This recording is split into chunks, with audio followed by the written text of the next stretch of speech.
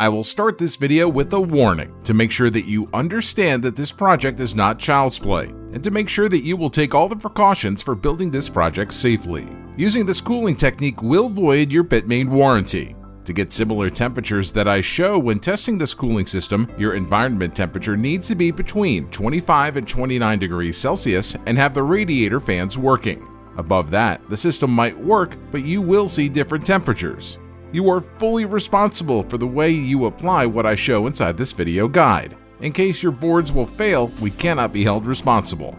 I would suggest starting your test with one board, then add the rest. You must clean the radiator with water, then with distilled water before using oil. I show the entire process of cleaning the system before adding the oil, which will be used in production. When handling the power tools, use the safety gear or hire specialized personnel to carry the build process for you in case you are not qualified. I will start by constructing a support for the car radiator, which I will be using to cool the oil. You can use any type of radiator which has a surface area equal or above 0.5 square meters. The one I chose is 80 centimeters by 60 centimeters with dual fans from a Volkswagen Golf 4. You can get the exact dimensions I used to build this radiator support inside the PDF document which comes with this video guide. I chose to use iron rectangular bars as they are easier to weld and cheaper in comparison with aluminum bars.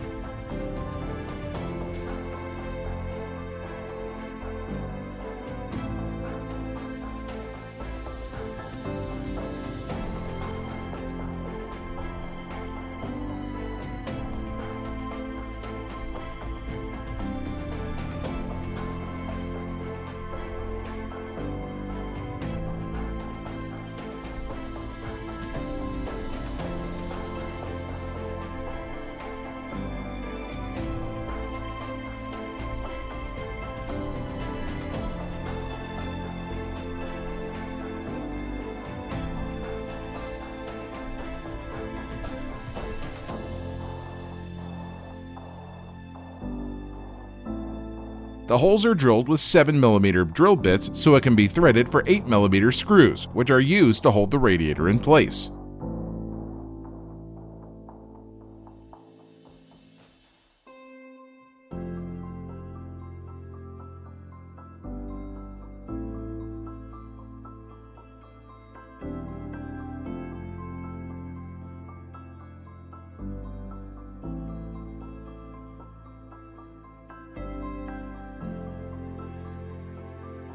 After the radiator is assembled, I start making the connections needed for the pump and for the hoses, which will connect with the oil tank.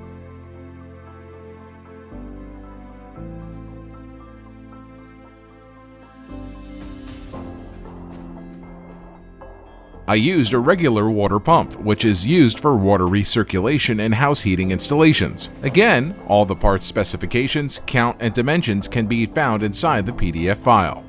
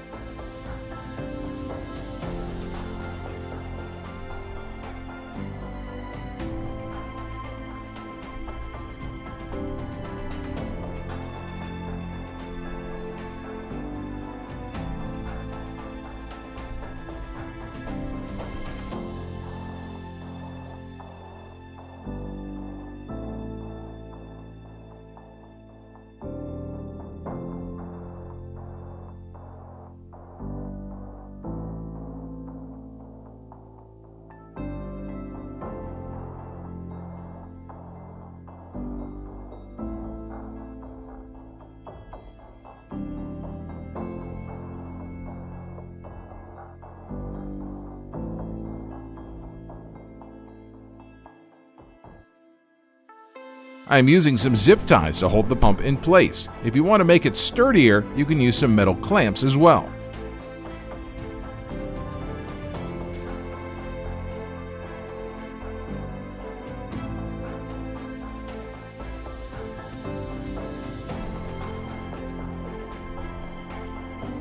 The hose on this radiator has a hole in it, so I will cut and reuse another part of it.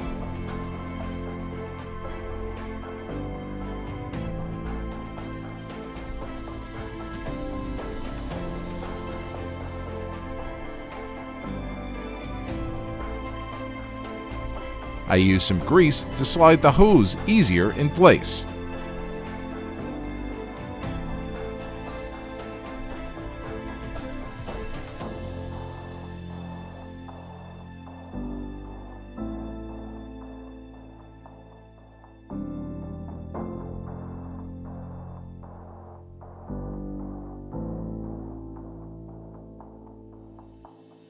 When assembling the water pump, make sure you check the water direction. For me, it's installed to take water from the radiator and push it forward.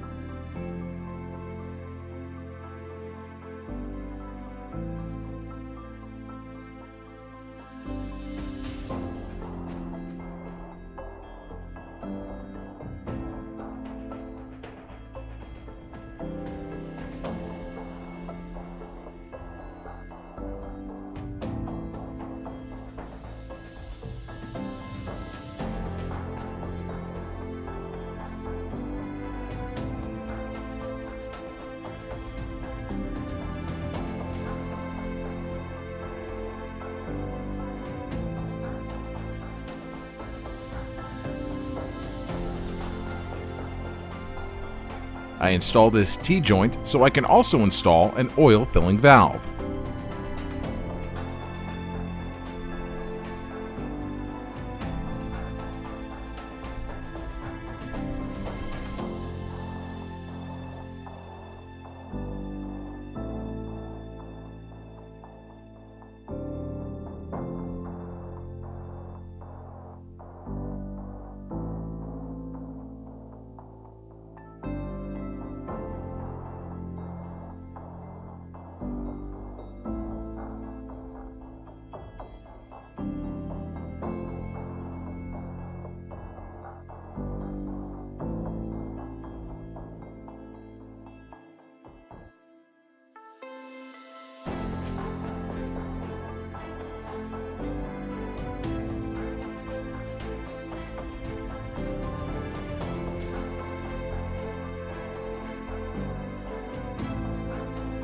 The radiator assembly is complete, and I will start to make the holes in this toolbox, which I am using as the tank.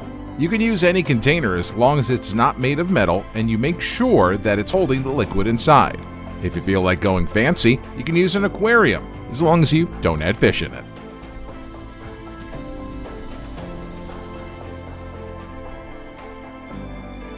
After marking and drilling the pilot hole, I drill a 33mm hole for the hose fitting. I have added a washer on the outside and rubber gasket on the inside to keep the oil from exiting the tank.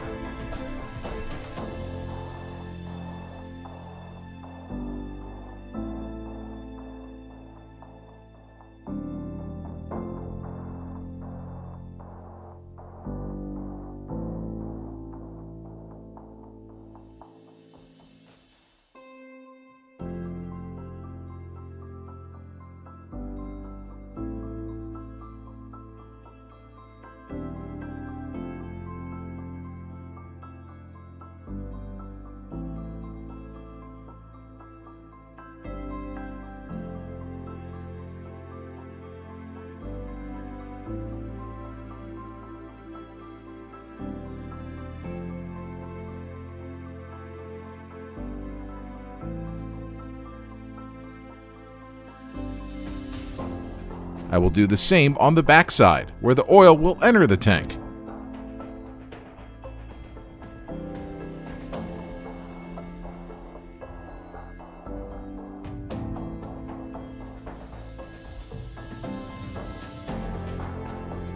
To make sure the oil is dispersed properly to the entire width of the tank, I will construct out of PVC pipe a very simple oil dispenser.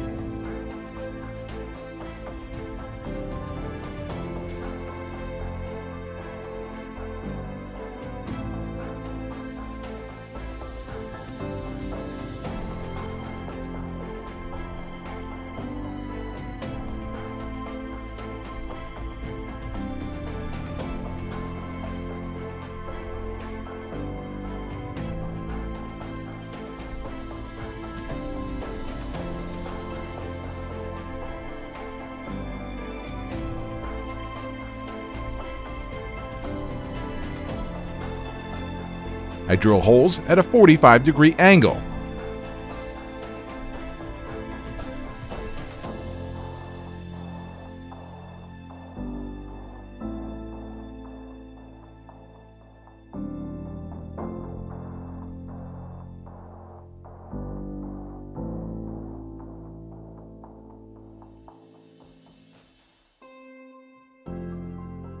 This is how it looks.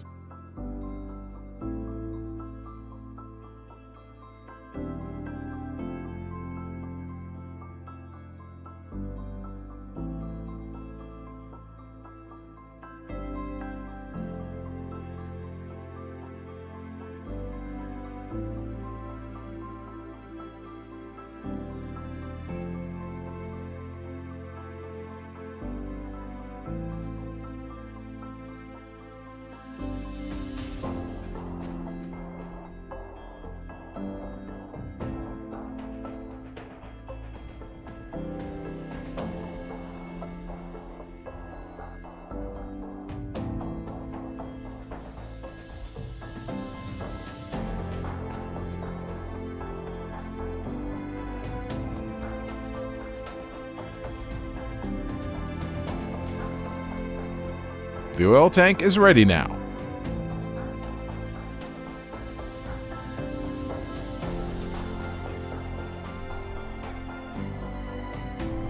Before adding oil to the system, it needs to be rinsed with distilled water and dried with a heat gun, or left 24 to 48 hours in open air to dry. I use this 12-volt DC pump used for liquid transfer to circulate the distilled water inside my radiator.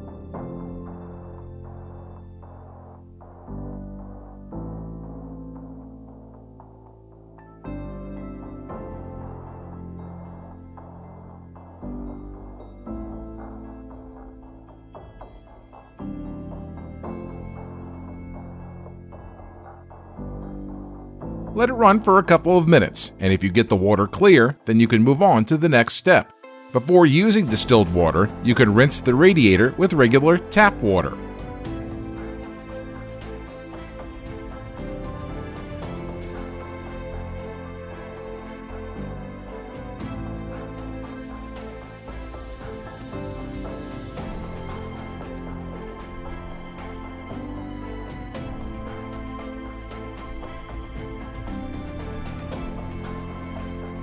Now it's time to install the hashing boards and controller to get the system powered on.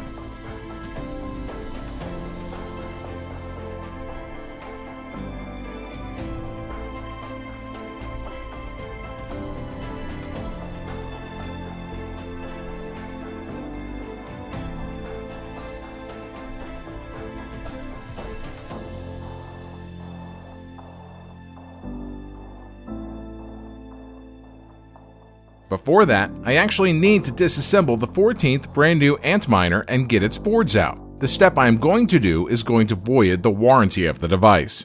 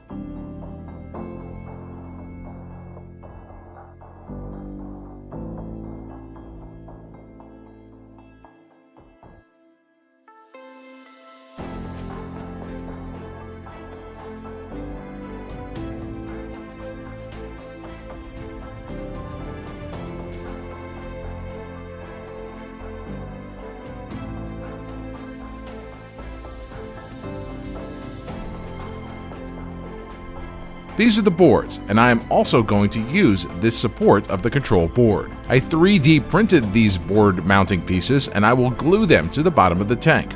One quick note on the glue. I used hot glue, which actually got loose when I poured oil inside the tank, so I would suggest using some silicone glue and let it dry, or an epoxy solution to secure the supports in place for good. You can find the 3D files to print them on your download page. If you don't own a 3D printer and don't have any friends which own one, you can get creative and make them out of a solid piece of plastic, or order them online from Thingiverse. It's important to keep the boards raised at least 2 centimeters from the bottom of the tank so the boards will not pick up any residues.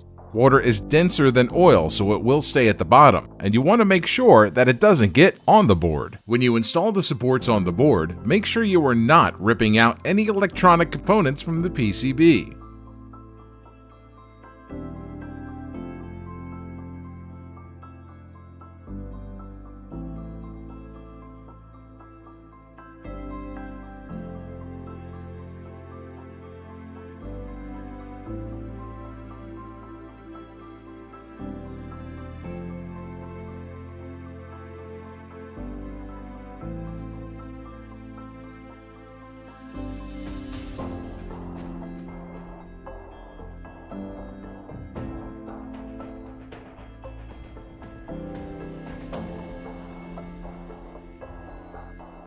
One thing to look out when purchasing a box which will be used as an oil tank is that it doesn't have any holes. This box turned out to have these 2 holes and another 2, which were used to drain water from the toolbox that I discovered only after pouring out the oil.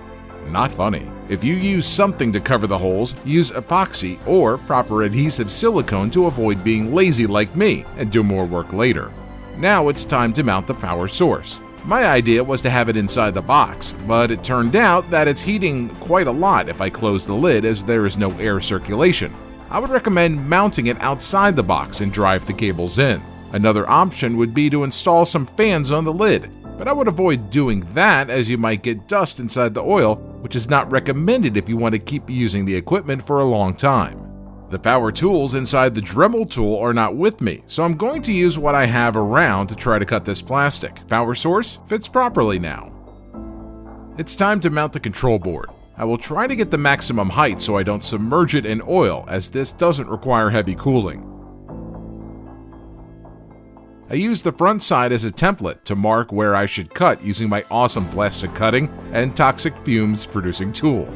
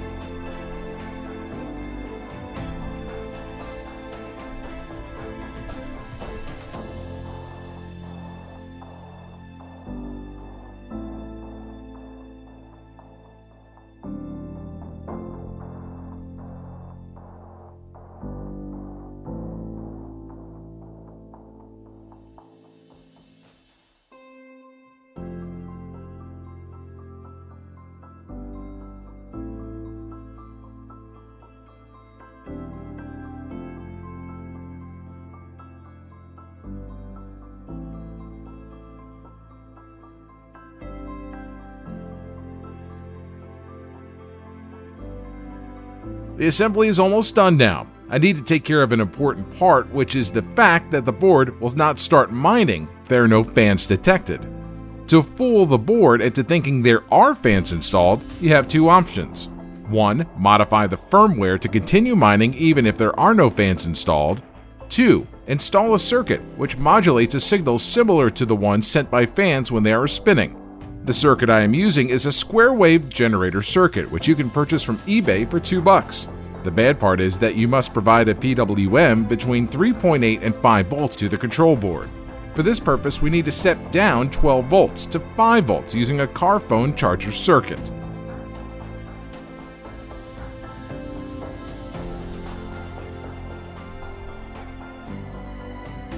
The red wire in my case is not the positive lead. The positive lead is where the spring was attached, so make sure you double check before mounting this on the control board to avoid breaking the controller or the phone charger.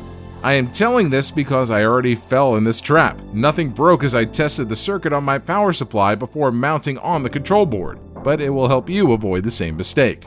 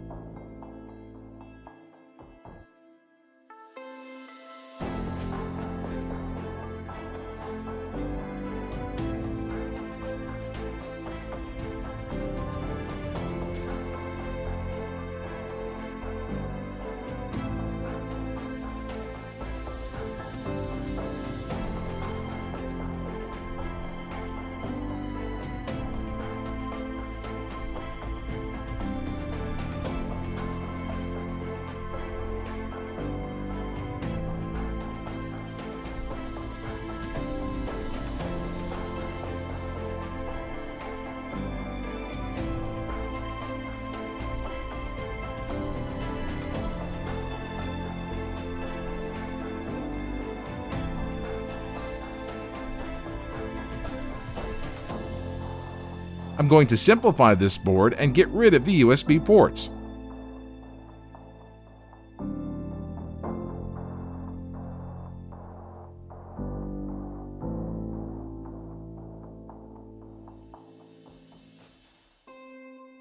Now, it's time to connect this square wave generator circuit.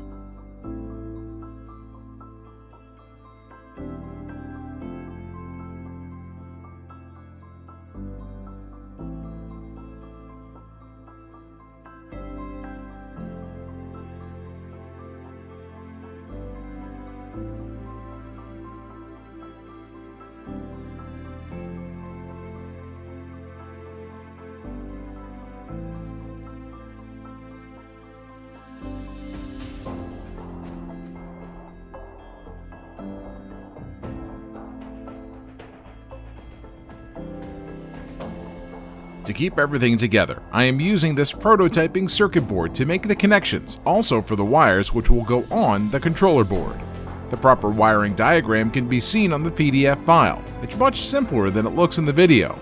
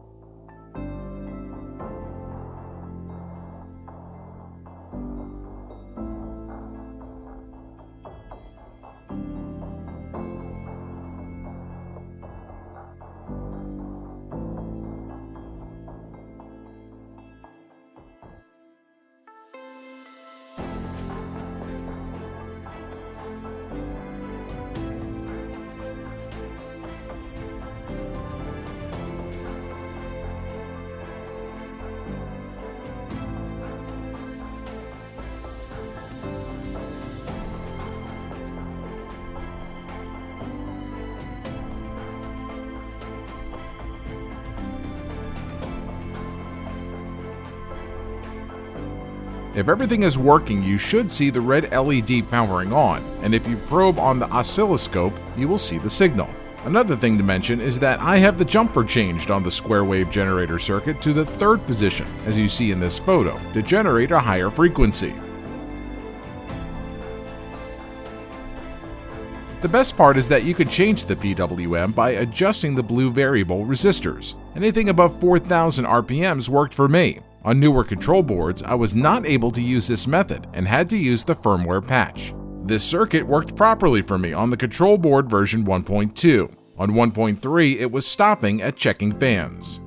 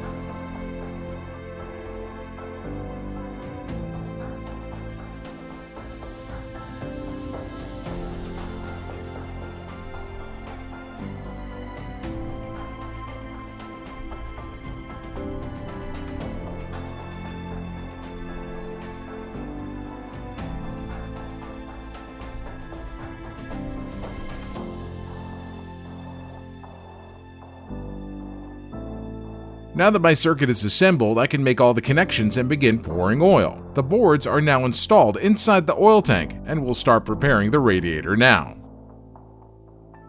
I have left it outside for 12 hours, and now I will use my heat gun to dry any of the remained water inside the radiator. I will let it running for 20 minutes just in case. Now, I start to wire the fans to a control box so we can turn them on or off. On some cars, the red and white is the positive wire, but in my particular case, the red and black was the positive wire, and the other was the PWM of the fan. Make sure you test it out before making the final connections.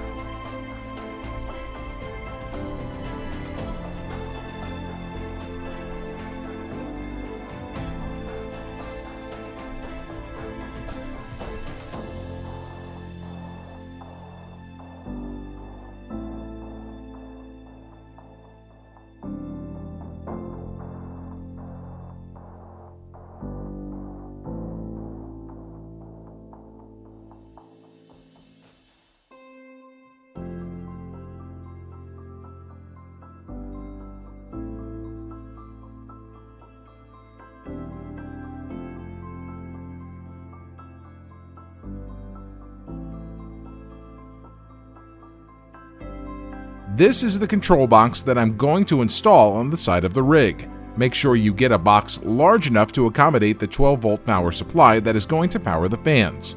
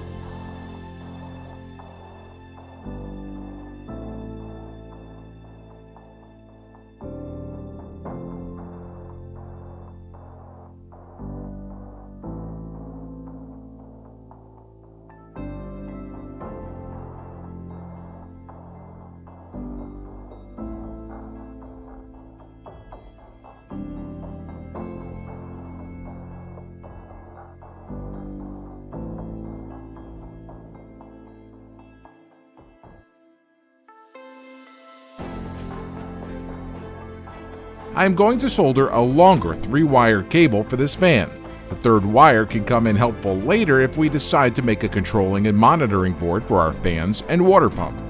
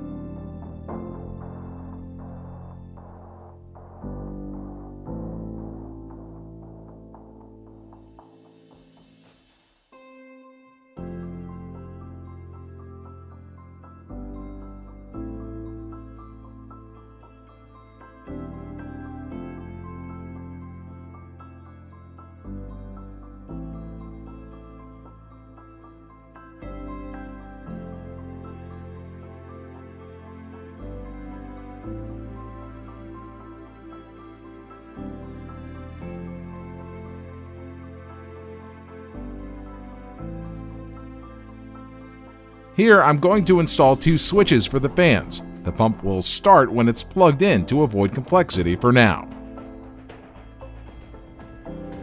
As a power source, I used this 12-volt and 7-amp supply, which I had lying around. It turned out that it was too small for running both fans at the same time on full power, and it was also heating a lot inside the enclosed box. I would recommend using a 15-amp industrial power supply and also cut some vent holes so air gets in, or install a small fan on the box to make sure the power supply doesn't overheat.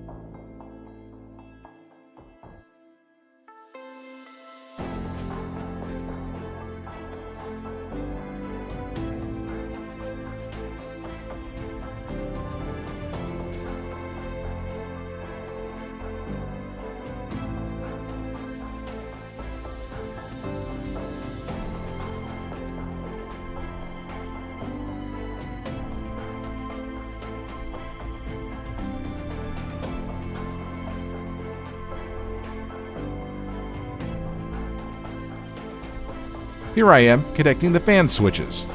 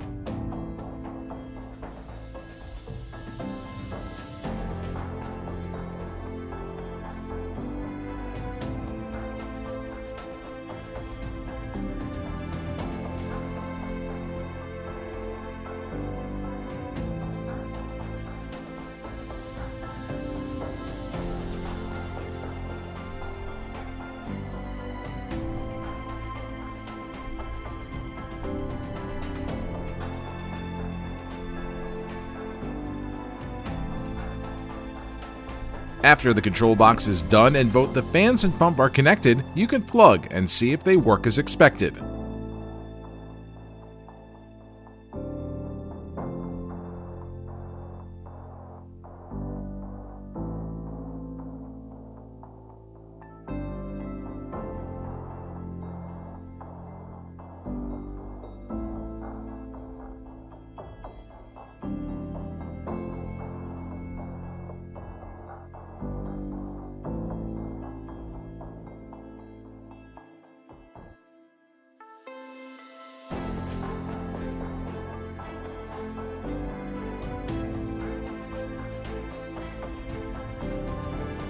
Once this step is completed, it's time to connect the hashing module with the cooling module using these 1-inch in diameter hose. The main reason to keep these separated is that you could be installing the radiator outside and have the hashing module inside.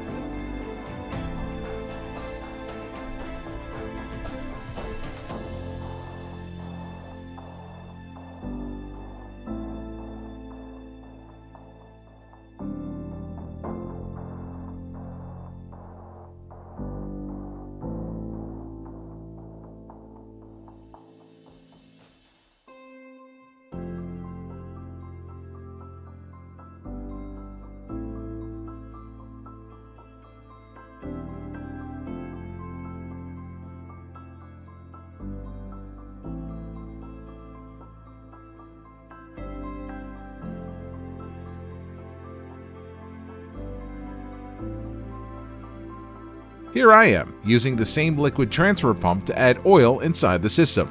Make sure you clean the pump before using it with oil with isopropyl alcohol or distilled water. Run 1 to 2 liters of oil through the pump to make sure it's clean. Then you can begin adding the oil into your system.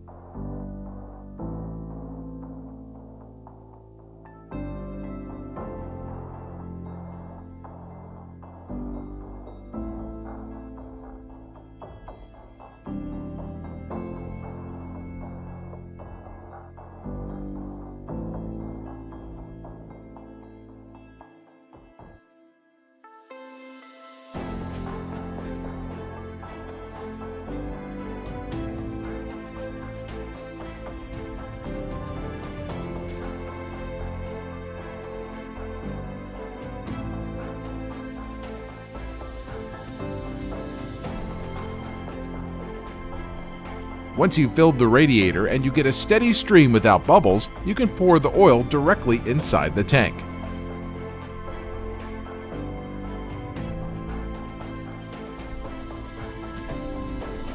To fill the tank, it required 25 liters of oil in total. Depending on your tank size, make sure the level is at least 5 centimeters above the boards.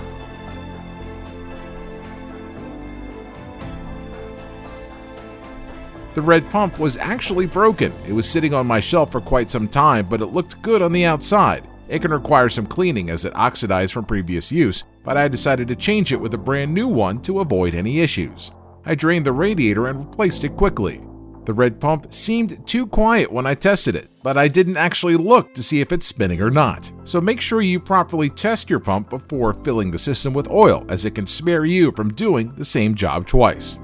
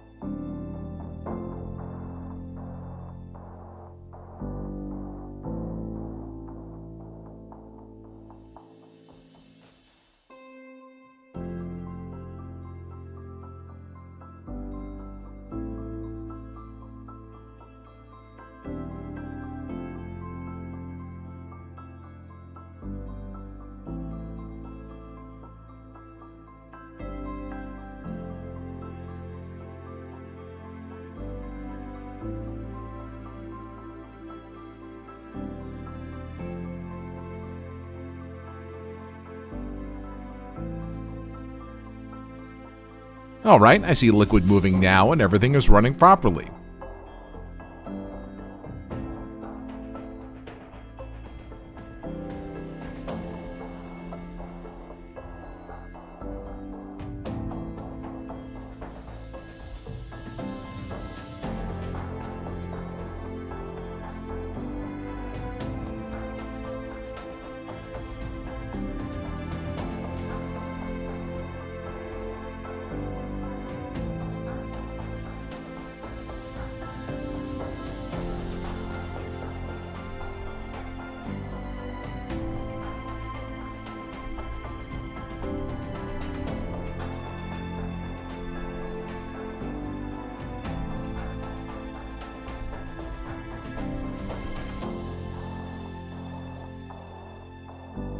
Inside the dashboard, you can see the temperatures the boards are running at. I have the miner running for about 25 minutes now. The temperature stabilized at about 70 degrees Celsius, but that's an offset temperature calculated based on the temperature on the surface of the PCB. That offset has been calculated based on the air cooling method, so I would consider the local temp as my baseline to know how well the system works. My default temperature with air cooled was 65 to 70 degrees on the local temp, so this is already 10 to 15 degrees lower. I will do another check after it reaches 1 hour to make sure the oil got the running temperature.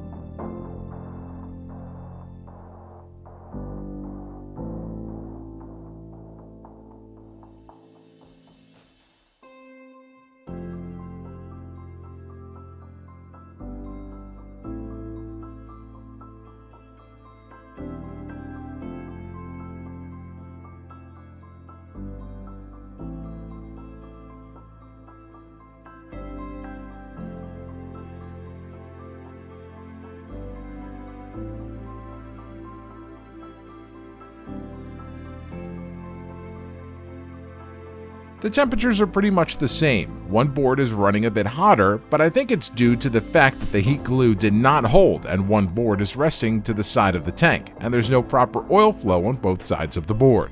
Anyways, these results are great. It gives you the ability to move the radiator outside and not deal with air ventilation, dust, or condensation forming on your boards, which can happen when blowing cold air into your miner.